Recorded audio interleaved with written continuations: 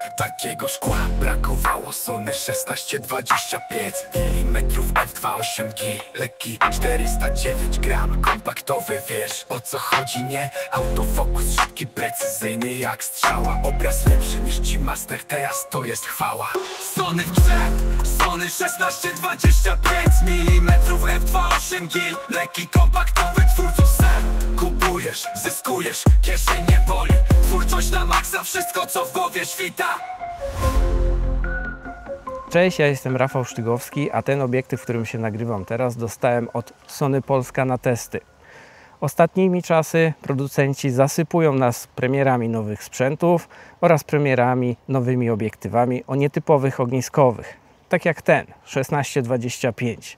Do tej pory na rynku mogliśmy znaleźć zakres 16-28, więc jeśli szukacie takiego zakresu, to ten obiektyw może zniknąć z waszego radaru zwyczajnie. A dodatkowo dokładając do tego cenę, ponieważ on kosztuje na ten moment ponad 6000, może się wydawać, że jest to naprawdę dużo.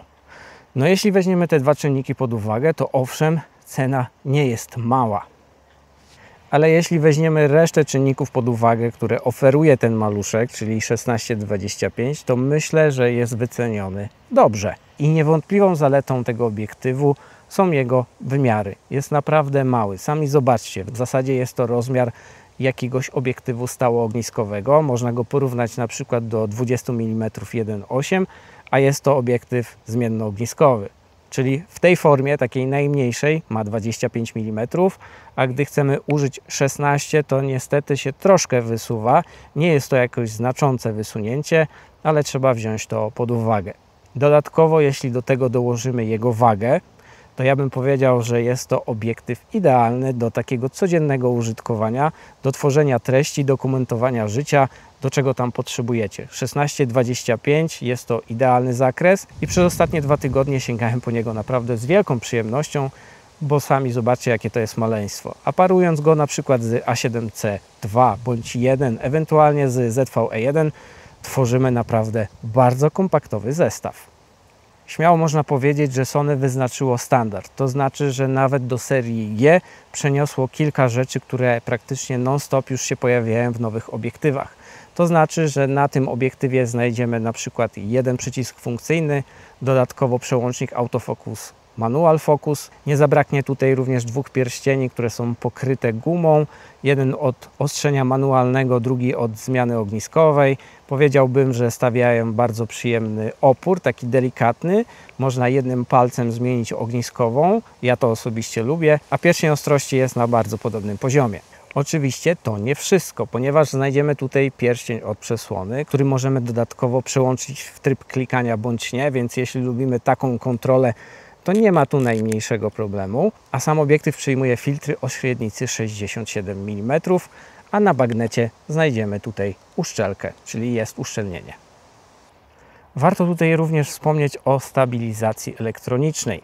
To znaczy, że to nie od dzisiaj wiadomo w zasadzie, obiektywy Sony lepiej współpracują z body. To znaczy, że aktywna stabilizacja, ta, która przycina 10% obraz, stabilizuje lepiej niż obiektywy firm trzecich. I to jest kolejny powód, na którym warto się zastanowić nad wyborem obiektywu Sony. Bo jak sami widzicie, teraz używam aktywnej stabilizacji. No moja ręka nie jest za specjalnie stabilna, ale teraz przerzuciłem się na stabilizację standardową. I ewidentnie widać, że ten obraz bardziej się trzęsie. Wróćmy do aktywnej.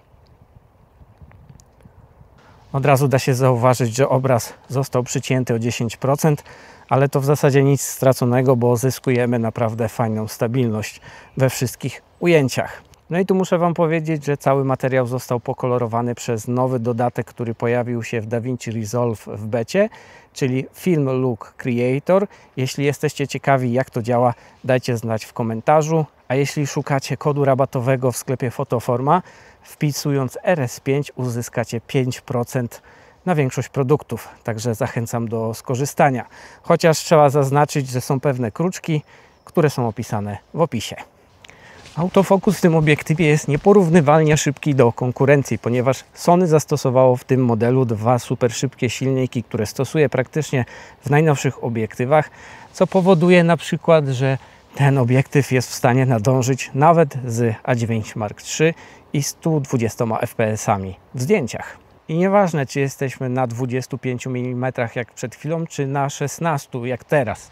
Autofokus będzie działał w każdym wypadku z taką samą prędkością. I jest to coś, co może powodować, że ten obiektyw będzie lepszym wyborem niż konkurencja. Optycznie ten obiektyw jest wyżej niż G-Master 1 16-35, aczkolwiek w tym momencie nie mam jak tego sprawdzić, więc wierzę na słowo recenzentom, bo już nie posiadam tego obiektywu zwyczajnie, ale również oddychanie jest na lepszym poziomie.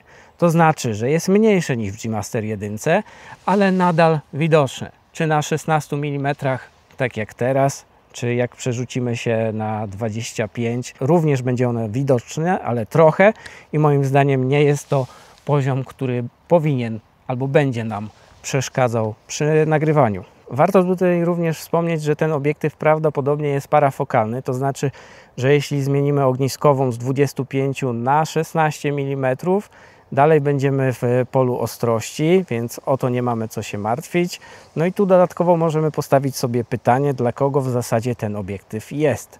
Myślę, że dla osób, które szukają naprawdę kompaktowego obiektywu do codziennego nagrywania vlogów, blogów czy dokumentacji życia, ten obiektyw sprawdzi się idealnie, bo w zasadzie niczego mu nie brakuje, jest naprawdę mały, niewielkich rozmiarów, więc tworząc kompaktowy zestaw, no nie będzie on się wyróżniał jakoś za specjalnie z tłumu i nie będzie nam ciążył. A myślę, że to przy tworzeniu codziennym jest najważniejsze. Ja osobiście bardzo polubiłem się z tym obiektywem. No niestety posiadam już 16-35 G-Master 2, który jest większy, cięższy, ale posiada delikatnie większy zasięg, więc to są pewne kompromisy, na które ja się zdecydowałem. To znaczy jest to mój jedyny obiektyw, ale jeśli miałbym jeszcze raz dokonać zakupu, wybrałbym ten obiektyw i coś dodatkowo do niego.